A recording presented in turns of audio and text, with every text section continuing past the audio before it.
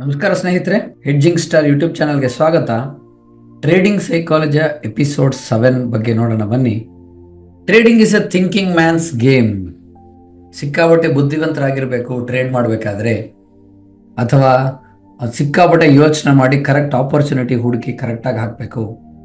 ಈಗ ನಾವು ಸುಮಾರು ಜನ ಟ್ರೇಡರ್ಸ್ ನೋಡಿರ್ತೀವಿ, ಲಾಂಗ್ ಟರ್ಮ್ ಇನ್ವೆಸ್ಟರ್ಸ್ ನೋಡಿರ್ತೀವಿ, ಶಾರ್ಟ್ ಟರ್ಮ್ ಇನ್ವೆಸ್ಟರ್ಸ್ ನೋಡಿರ್ತೀವಿ, ಸ್ಟ್ರಾಟಜಿಕ್ ಇನ್ವೆಸ್ಟರ್ಸ್ ನೋಡಿರ್ತೀವಿ. ಒಂದು ಪ್ಲಾನಿಂಗ್ ಇಟ್ಕೊಂಡು ಮಾಡ್ತಾ ಇರ್ತಾರೆ.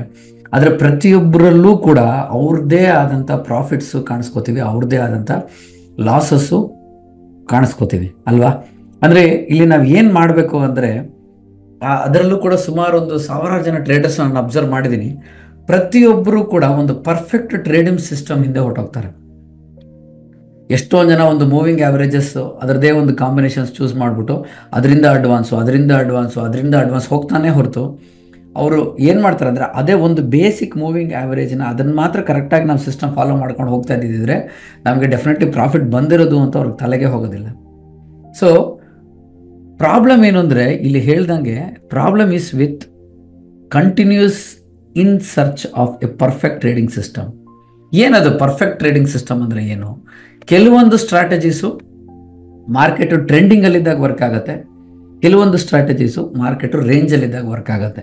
ಇದು ಎರಡರದ್ದು ಕಾಂಬಿನೇಷನ್ ಮಾಡಿ ಟ್ರೆಂಡಿಂಗಲ್ಲೂ ವರ್ಕ್ ಆಗಬೇಕು, ರೇಂಜಲ್ಲೂ ವರ್ಕ್ ಆಗಬೇಕು ಅಂತ ಸ್ಟ್ರಾಟಜೀಸ್ ಯಾವ್ದಾದ್ರು ಇದೆಯಾ ಅಂದರೆ ಖಂಡಿತ ಇಲ್ಲ. ಸೊ ಅವ್ರಿಗೆ ಯಾವುದು ಕಂಫರ್ಟಬಲು, ನಾನು ಲಾಂಗ್ ಟರ್ಮ್ ಇನ್ವೆಸ್ಟರು ಅದಕ್ಕೆ ಒಂದು ಸ್ಟ್ರಾಟಜೀಸ್ ಇದೆ, ನಾನು ಶಾರ್ಟ್ ಟರ್ಮ್ ಇನ್ವೆಸ್ಟರು ಅದಕ್ಕೊಂದು ಸ್ಟ್ರಾಟಜೀಸ್ ಇದೆ, ನಾನು ಸ್ಕ್ಯಾಲ್ಪರು ಅದಕ್ಕೆ ಒಂದು ಸ್ಟ್ರಾಟಜೀಸ್ ಇದೆ. ಸೊ ಇಲ್ಲಿ ನಾವೇನು ಮಾಡಬೇಕು ಅಂದರೆ, ಇಂಡಿಕೇಟರ್ಸು ಅಥವಾ ಸ್ಟ್ರಾಟಜೀಸ್ ಹಿಂದೆ ಬೀಳೋ ಬದಲು ನಾವೇನು ಮಾಡಬೇಕು ಅಂದರೆ ಒಂದು ಪ್ರೋಸೆಸ್ ಬಗ್ಗೆ ತಿಳ್ಕೊಳ್ಳೋದು ಕಲಿಬೇಕು. ಅದು ಹೆಂಗೆ ವರ್ಕ್ ಆಗತ್ತೆ, ಯಾಕಂತ ಜಾಗದಲ್ಲಿ ಅಂತ ಹೋಗ್ಬೇಕು. ನಾನು ಇನ್ನೂ ಕೆಲವು ಒಳ್ಳೊಳ್ಳೆ ಪ್ರೊಫೆಷ್ನಲ್ ಟ್ರೇಡರ್ಸ್ನ ನಾನು ನೋಡಿದ್ದೀನಿ ಲೈವಲ್ಲಿ. ಅವ್ರುಗಳ ಚಾರ್ಟ್ಸೇ ನೋಡಲ್ಲ, they don't believe in charts. Pure option ಟ್ರೇಡರ್ಸ್ನ ಕೂಡ ನೋಡಿದ್ದೀನಿ. ಆ ಪ್ಯೂರ್ ಆಪ್ಷನ್ ಟ್ರೇಡರ್ಸ್ ಯಾವ ಥರ ಅಂದರೆ, ಕಂಟಿನ್ಯೂಸ್ ಅಡ್ಜಸ್ಟ್ಮೆಂಟ್ ಮಾಡಿ ಮಾಡಿ ಮಾಡಿ ಮಾಡಿ ಫೈನಲ್ ಔಟ್ಪುಟ್ ಅವ್ರು ಪ್ರಾಫಿಟಿಗೆ ತಂದುಬಿಡ್ತಾರೆ. ಅವ್ರ ಕ್ಯಾಲ್ಕುಲೇಷನ್ಸ್ ಎಲ್ಲ ತಲೆಯಲ್ಲೇ ಇರುತ್ತೆ. ಸೊ ಇಲ್ಲಿ ನಾನು ಏನು ಅರ್ಥ ಮಾಡ್ಸೋಕ್ಕೆ ಟ್ರೈ ಮಾಡ್ತಾ ಇದ್ದೀನಿ ಅಂತ ಹೇಳಿದ್ರೆ, ಏನು ಯೋಚನೆ ಮಾಡಬೇಡ್ರಿ, ಒಂದು ಪ್ರೋಸೆಸ್ಸು. ಇಲ್ಲಿ ಯಾಕೆ ಬೈ ಮಾಡಬೇಕು, ಇಲ್ಲಿ ಯಾಕೆ ಸೆಲ್ ಮಾಡಬೇಕು, ಲಾಸ್ ಆದರೆ ನಾನು ಹೆಂಗೆ ಅಡ್ಜಸ್ಟ್ಮೆಂಟ್ ಮಾಡಬೇಕು, ಪ್ರಾಫಿಟಿಗೆ ಬಂದಂದರೆ ಎಷ್ಟಕ್ಕೆ ನಾನು ಕಟ್ ಮಾಡಬೇಕು, ಆ ಮೆಥಡಾಲಜಿ ಬಗ್ಗೆ ತಿಳ್ಕೊಳ್ಳಿ ಅಂತ ಹೇಳ್ತಾರೆ. ಸ್ಟ್ರಾಟಜೀಸ್ ಇದ್ದೇ ಇರುತ್ತೆ, ಎಲ್ಲ ಸ್ಟ್ರಾಟಜಿ ಒಂದೇ ಕಡೆನೇ ಬೈ ಹೇಳುತ್ತೆ, ಒಂದೇ ಕಡೆನೇ ಸೆಲ್ ಹೇಳುತ್ತೆ.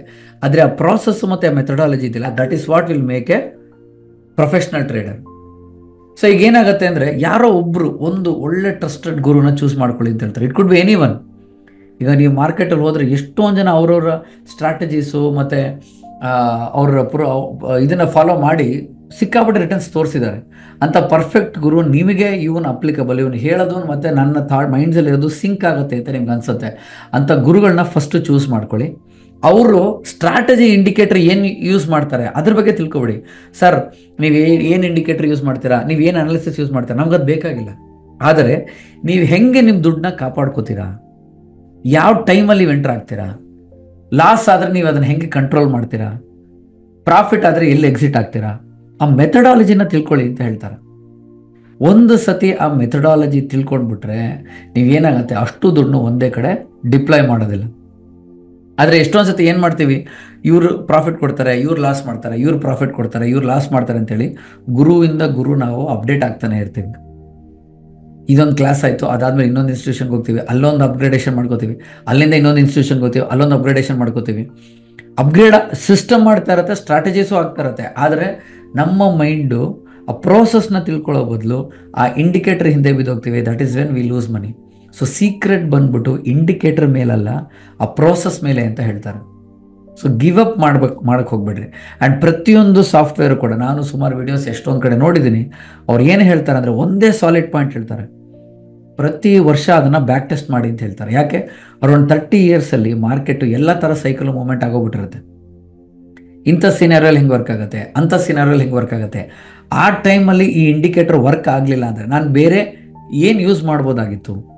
ಸೊ ಪ್ರತಿಯೊಂದು ಸಾಫ್ಟ್ವೇರ್ಸ್ನೂ ಕೂಡ ಕಂಪಲ್ಸರಿ ಬ್ಯಾಕ್ ಟೆಸ್ಟ್ ಮಾಡಿ, ಹಿಸ್ಟಾರಿಕಲ್ ಡೇಟಾ ಯೂಸ್ ಮಾಡಿ, ಆ ಟೈಮ್ನಲ್ಲಿ ಲಾಸ್ ಆಗಿತ್ತು ಅಂದರೆ ಹೆಂಗೆ ಅಡ್ಜಸ್ಟ್ಮೆಂಟ್ ಮಾಡಿ ನಾವು ಪ್ರಾಫಿಟಿಗೆ ತೊಗೊಂಬಂದ್ವಿ ಅಂತ ತಿಳ್ಕೊಂಬಿಟ್ಟು ಅದಾದಮೇಲೆ ಆ ಪರ್ಟಿಕ್ಯುಲರ್ ಸ್ಟ್ರಾಟಜೀಸ್ನ ಡಿಪ್ಲಾಯ್ ಮಾಡಬೇಕು. ಅದಾದಮೇಲೂ ಕೂಡ ಫ್ಯೂಚರಲ್ಲಿ ನಮಗೆ ಅದು ಯಾವುದೇ ಥರ ಗ್ಯಾರಂಟಿ ಕೊಡಲ್ಲ.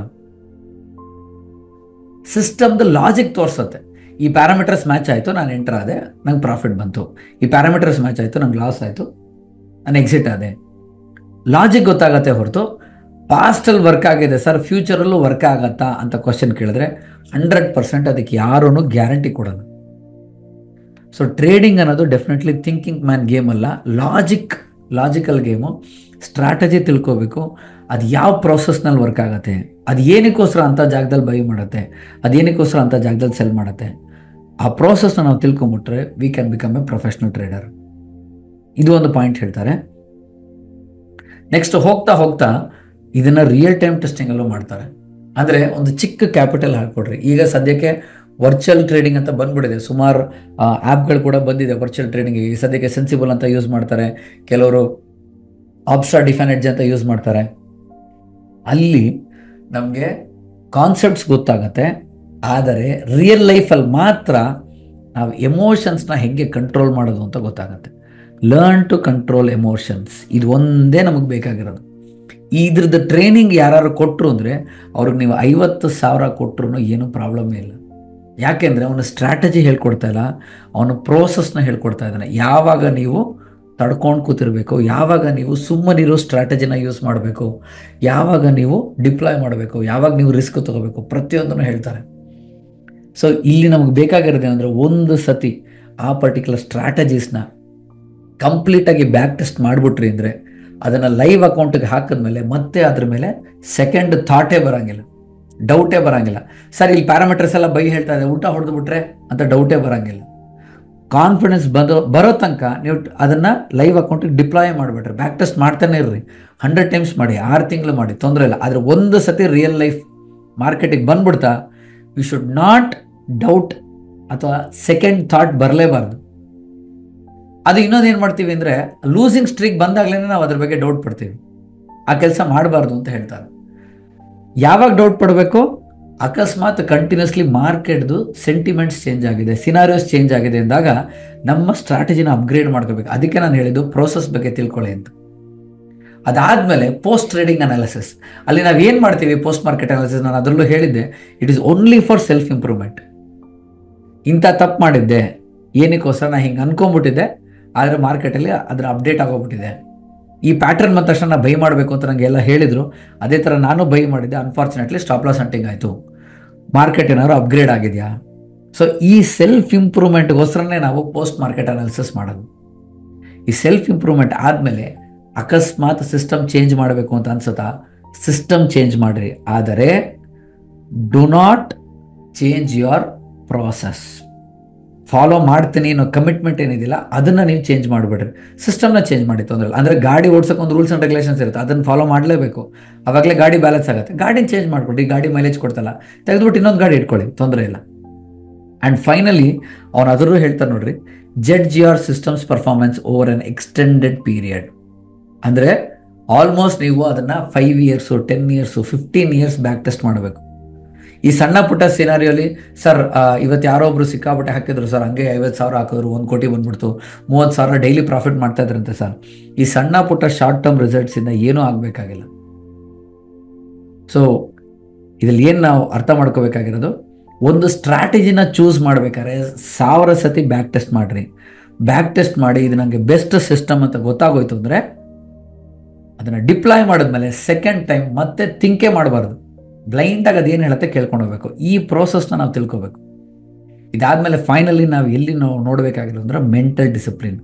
Controlling yourself is a key to controlling your system. ಎಷ್ಟು ದಿವಸ ನೀವು ಸುಮ್ಮನೆ ಕೂತಿರ್ತೀರೋ ಮಾರ್ಕೆಟ್ ಮುಂದೆ, ಅಷ್ಟು ನೀವು ಬೆಟರ್ ಟ್ರೇಡರ್ ಆಗ್ತಾ ಇದ್ದೀರಾ ಅಂತ ಅರ್ಥ. ಯಾಕೆ? ನನ್ನ ಸಿಸ್ಟಮ್ ಮೇಲೆ ನನಗೆ ಸಿಕ್ಕಾಪಟ್ಟೆ ನಂಬಿಕೆ ಇದೆ. Any given point of time ಅದು ರಾಂಗ್ ಟ್ರೇಡ್ಸ್ ಕೊಟ್ಟರು ಕೂಡ ಲಾಸಸ್ ಕಮ್ಮಿ ಮಾಡುತ್ತೆ, ಪ್ರಾಫಿಟ್ಸ್ ತುಂಬ ಜಾಸ್ತಿ ಮಾಡುತ್ತೆ. ಸೊ ಇದ್ರ ಬಗ್ಗೆ ಸ್ವಲ್ಪ ಡೀಪ್ ಆಗಿ ತಿಳ್ಕೊಳ್ಳಿ. Next key point, last slide, traders expo report zombie among us. ಎಷ್ಟೊಂದು ಜನಕ್ಕೆ ಇದೊಂದು ಸಿಂಡ್ರೋಮ್ ಇರುತ್ತೆ, they go behind the perfection. Sir 99.99% accurate ಇರುವಂಥ ಸ್ಟ್ರಾಟಜಿ ಹೇಳಿ ಸರ್ ಅಂತ ಬರ್ತಾರೆ.